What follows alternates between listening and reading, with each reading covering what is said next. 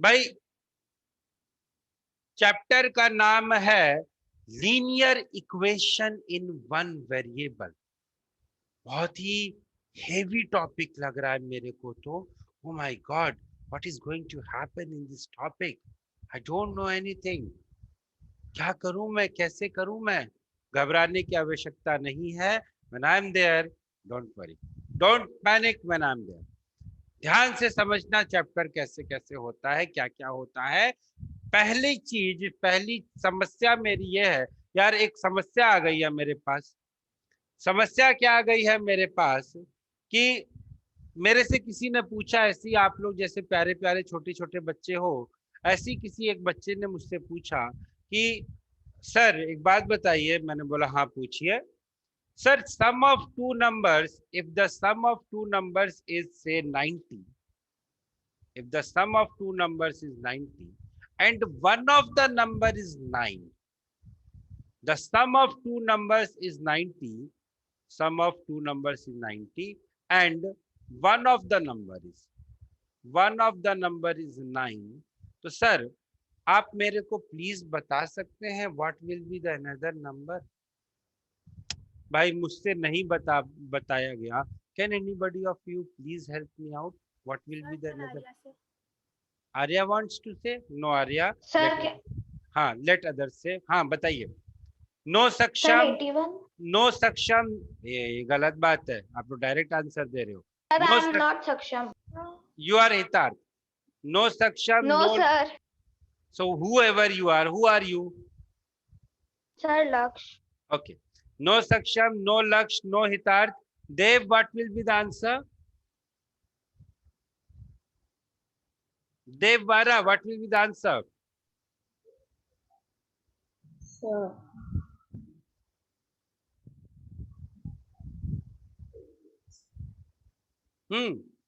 The sum of two numbers is 90. If one of the number is 9, what will be the another number? बताइए बेटा। Okay.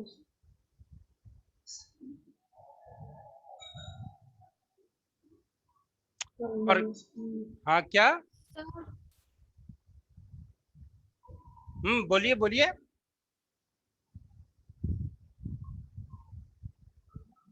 Anyways, forget it. So मैंने क्या किया? बोलिए बोलिए जल्दी बोलिए। Sir, 81. So 81. why you took so much of time? Sir, I was Forget it. मैंने क्या hesitating. किया? You were, what were you doing? Sir, I was hesitating to say. You are hesitating to say. Why? तो मैंने क्या किया? मैंने उसको बोला अच्छा, गिव मी सम टाइम। जैसे योर फ्रेंड वाज हेजिटेटिंग, वैसे ही आई वाज आल्सो हेजिटेटिंग कि भाई I am a teacher, how can I give wrong answer? तो मैंने बोला okay give me some time. I thought, मैंने बहुत सोचा और सोचने के बाद मैंने क्या किया? मैंने एक इक्वेशन लिखी। क्या इक्वेशन लिखी? मैंने बोला कि let the other number is x. जो अननोन क्वांटिटी होती है हम उसको एक्स मान लेते हैं, ठीक है? Anything X Y Z alpha beta, Dev Dev Hitarth, जो मानना है मान लो, but assume it to be some unknown variable. क्यों एक्स माना, क्यों टू क्यों नहीं माना? नाउ एक क्वेश्चन आता है, सर आपने एक्स क्यों माना या आपने वाई क्यों माना? आपने उस अननोन नंबर को 235 क्यों नहीं माना? बेटा इस क्वेश्चन में ही इस क्वेश्चन का आंसर है। जब मैं इसको x मान रहा हूं, try to understand what I am explaining you. जब मैं इस नंबर को x मान रहा हूं, at that time this x can take any value. इस x की कोई भी वैल्यू हो सकती है। लेकिन जब मैंने इसको 2 बोल दिया, सर वहां पे इसकी वैल्यू 2 मतलब 1, 1 के बाद वाला 2। We all know what is 2। मैं इंडिया में रहूं, जापान में रहूं, इंडोनेशिया में रहूं या अफ्रीका में रहूं, 2 अगर if I am saying 2, the meaning of 2 is 2 only. But when I'm saying x, that means I don't know this value of x. I will calculate this value of x using some set of rules that I'm going to study. और वही rules define करते हैं हमारे chapter को, जिसका नाम है linear equation in one variable. Now we know what is variable. Now coming to our topic sir, जो मेरे स्टूडेंट ने जो मुझे सवाल दिया था कि सर x प्लस 9, मैंने बोला कि चलो दूसरे नंबर को x मान लेते हैं. पहला नंबर मेरा 9 है, तो x plus 9 is equal to 90. 90 था 80 था, जो भी था, x plus 9 is equal to 90. Now I can get the answer of x. कैसे x का आंसर आएगा? For that I have some set of rules that I no.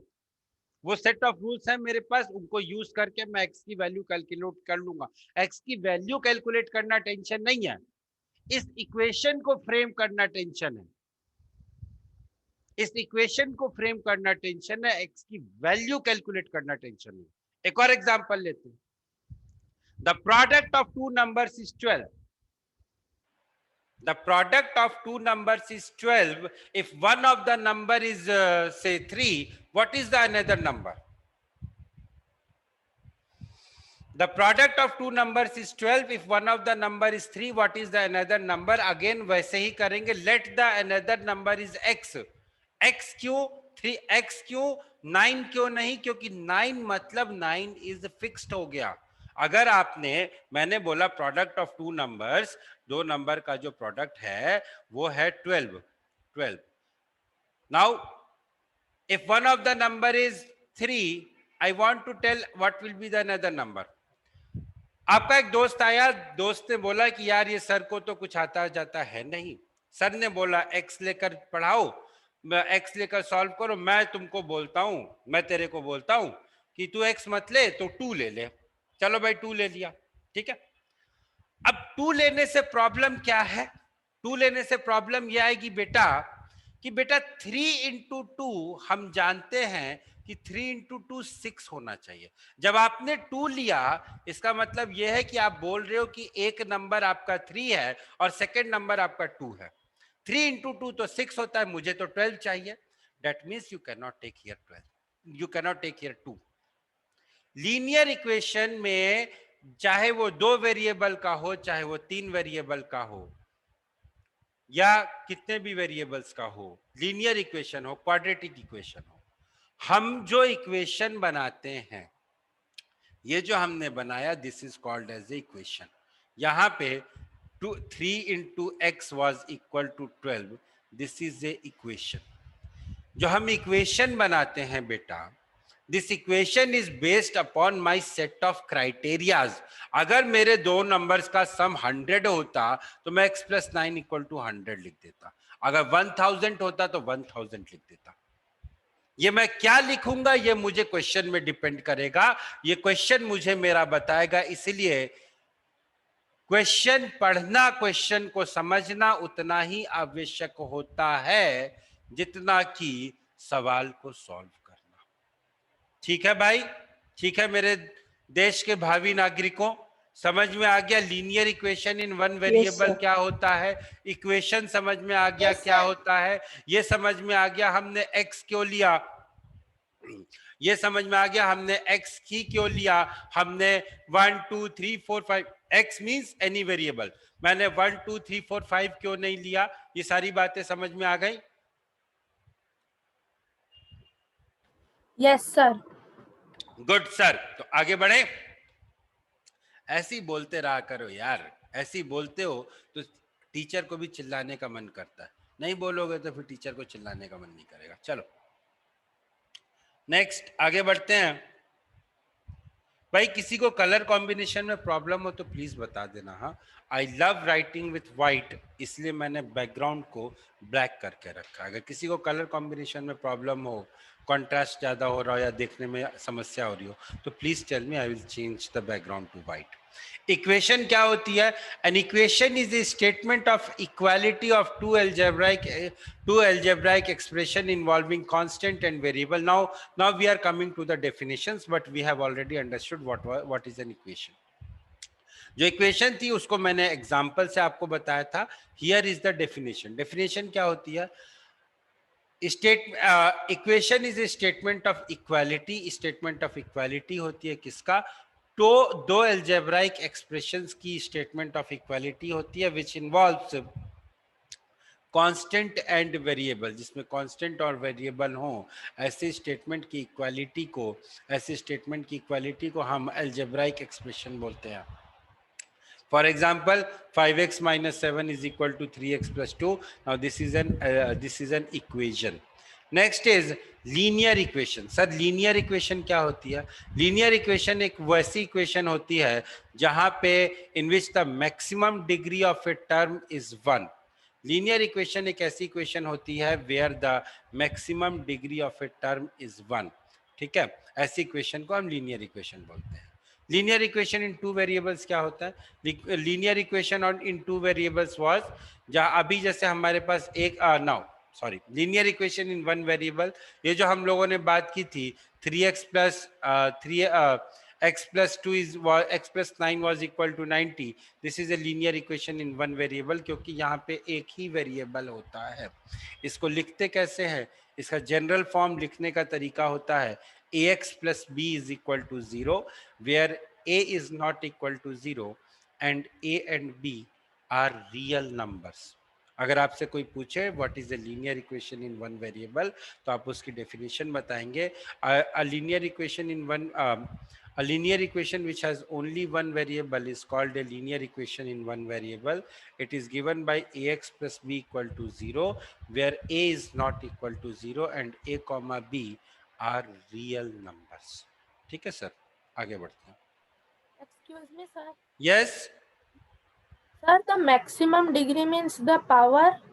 Yes, the maximum degree means the power. The maximum degree means the power. जैसे मेरी maximum degree is I am a graduate. अभी आपकी कोई degree है ही नहीं, आपकी कोई डिग्री है ही नहीं. When you will pass 10th then your degree will be 10th pass. अभी आपकी कोई डिग्री नहीं है. ठीक है, तो मैक्सिमम डिग्रीज, जैसे यहाँ पे डिग्री किसका होता है? डिग्री होता है वेरिएबल का. थोड़ा बहुत आप लोगों ने ये पिछली क्लास में पढ़ा होगा, बाकी हम आगे पढ़ेंगे. डिग्री किसका होता है? डिग्री वेरिएबल का होता है. यहाँ पे जो वेरिएबल है x और ये जो वेरिएबल है y raise to the power nothing means y raise to the power 1. इसको नथिंग मीन्स जीरो मत समझना, क्योंकि y raise to the power 0 is equal to 1 होता है. नथिंग मीन्स जीरो मत समझना, तो this will be y raise to the power 1. y raise to the power this is nothing but y raise to the power 1. ठीक है sir, आगे बढ़ते हैं. Solution. The value of the variable की ऐसी value which satisfies the equation. Now satisfies the equation मतलब अगर आप x की वैल्यू रखोगे तो if my right hand side is equal to my left hand side, that is called as the solution or a root of the equation. Sir समझ में नहीं आया, समझाता हूँ. वापस आ जाओ मेरे स्टूडेंट पे जिसने मेरे से सवाल पूछा था. अब वो कौन स्टूडेंट था उसका नाम मत पूछना, क्योंकि मुझे भी उसका नाम नहीं पता है. ठीक है, he was a hypothetical student. उसने क्या पूछा था? Sir x plus 9 is equal to 90. अब बेटा इक्वेशन की बाईं तरफ जो लिखा होता है उसे हम LHS बोलते हैं, और इक्वेशन की दाहिनी तरफ जो लिखा होता है उसे हम RHS बोलते हैं. RHS मतलब राइट हैंड साइड, LHS मतलब लेफ्ट हैंड साइड. अब बच्चा मुझे x की ऐसी वैल्यू बता दो जिसको मैं पुट करूं तो my left hand side is equal to right hand side. जल्दी से बताओ सोच के. मैं x की कौन? 81 is the answer. Everybody agrees? Yes, sir. तो भाई Yes, sir. अगर मैंने 81 लिखा तो 81 प्लस 9 इज इक्वल टू 90. तो my dear friend 81 is a solution of this equation. 81 is a solution of this equation. क्या ये बात समझ में आई आप लोगों को? से यस और no? Yes, sir. Yes sir. चलिए सर फिर आगे बढ़ते हैं. जब ये बात समझ में आ गई तो फिर आगे बढ़ते हैं, कुछ रूल्स की बात करते हैं. कुछ रूल्स की बात करते हैं, इक्वेशन को कैसे सॉल्व करते हैं. इक्वेशन को सॉल्व करने के भाई 5 नियम होते हैं. 5. पहला नियम, हम किसी भी नंबर को इक्वेशन के दोनों साइड में ऐड कर सकते हैं. फॉर एग्जाम्पल अगर सर x प्लस क्या था 9 वॉज इक्वल टू, ये हो गया x plus 9 was equal to 90 दिया हुआ था, तो मैं इसको ऐसे भी लिख सकता हूं x plus 9 plus 10 is equal to 90 plus 10. पहला नियम. दूसरा सिद्धांत क्या है, हम किसी भी नंबर को इक्वेशन के दोनों साइड सब्ट्रैक्ट कर सकते हैं. शर्त ये होनी चाहिए कि वो नंबर सेम होना चाहिए. ऐसा नहीं कि सर यहाँ पे 10 ऐड किया और यहाँ पे 11 ऐड कर दिया और बोलने लगे कि सर आपने तो बोला था किसी भी नंबर को ऐड कर सकते हैं. शर्त ये होनी चाहिए कि अगर आप लेफ्ट हैंड साइड में 10 ऐड कर रहे हो तो आपको राइट हैंड साइड में भी 10 ऐड करना पड़ेगा. आगे बढ़िए. We can subtract the same number. Same thing was there. x plus 9 is equal to 90. मैं ऐसा लिख सकता हूं x plus 9 minus 9 is equal to 90 minus 9. ये मैं लिख सकता हूं. Next, we can divide both sides of the equation by same non-zero number. यहां याद रखना कि हम जिस नंबर से डिवाइड कर रहे हैं that number should be non-zero. That number should be non-zero. जिस नंबर से मल्टीप्लाई कर रहे हैं या जिस नंबर से डिवाइड कर रहे हैं वो नंबर नॉन जीरो होना चाहिए. क्यों सर? अगर जीरो से मल्टीप्लाई कर दिया तो क्या होगा? देखो भाई, जीरो से मल्टीप्लाई किया तो क्या होगा. x plus 9 was equal to 90. Zero से मल्टीप्लाई किया मतलब लेफ्ट हैंड साइड को भी जीरो से मल्टीप्लाई किया और राइट हैंड साइड को भी जीरो से मल्टीप्लाई किया. एक बात तो जानते हो ना कि anything multiplied by zero is zero. Anything multiplied by zero is zero. तो zero into X plus 9 is zero. 90 into zero is zero. तो जीरो इक्वल टू जीरो आ गया. उससे मेरा काम तो नहीं बनाना भाई. मुझे तो x की वैल्यू चाहिए थी. ये तो वही बात हो गई कि मुझे जाना है चाइना नहीं जाना, सॉरी, मुझे जाना है यूएसए और मेरी फ्लाइट ने मुझे यूके पहुंचा दिया. ठीक है, जीरो इक्वल टू जीरो होता है मुझे पता है, but tell me the value of x. I am not interested in knowing that zero equal to zero. इसीलिए आपको नॉन जीरो नंबर से मल्टीप्लाई करना है. यहां पे आप 3 से मल्टीप्लाई कर दो, 5 से मल्टीप्लाई कर दो, कोई फर्क नहीं पड़ेगा, लेकिन same number, same non zero number से लेफ्ट हैंड साइड और राइट हैंड साइड में मल्टीप्लाई करना है. सेम थिंग सर कि आप किसी भी सेम नॉन जीरो से डिवाइड कर सकते हो, नॉन जीरो नंबर से डिवाइड कर सकते हो. क्या हुआ सर अगर जीरो से डिवाइड कर दिया तो? भाई something divided by zero is not defined. Infinity मत बोलना, it's a different concept all together. Something divided by zero is not defined. Anything divided by zero is not defined. A non zero number divided by zero is not defined. Zero by zero तो अलग कहानी हो गई, उसको तो भूल ही जाओ, but a non zero number divided by zero is not defined. तो we cannot multiply it by zero. Next, we can transpose any term of the equation from one side to another without changing with its sign changed. Sign changed का मतलब plus जो है वो minus हो जाएगा, multiply जो है वो डिवाइड हो जाएगा, माइनस जो है वो प्लस हो जाएगा, डिवाइड जो है वो मल्टीप्लाई हो जाएगा. एक एग्जांपल दे देता हूं ट्रांसपोजिशन का, उसके बाद नेक्स्ट क्लास में हम लोग यहीं से चालू करेंगे. For example 3 into x is equal to 9। मैं क्या करूंगा, मैं ये 3 मेरा लेफ्ट हैंड साइड में है, जब ये 3 राइट हैंड साइड में जाएगा, ये 3 मेरा लेफ्ट हैंड साइड में यहाँ पे मल्टीप्लाइड हो रहा है, ये मल्टीप्लाई 3x मतलब 3 मल्टीप्लाइड बाई x। जब ये राइट हैंड साइड में जाएगा तो ये डिवाइड हो जाएगा, so this will become x is equal to 9 divided by 3। x is equal to 9 divided by 3, whatever is the answer that we will see later on. So my dear friends, this was the introduction of the chapter. I will continue with this chapter on the next class, that is on a Monday.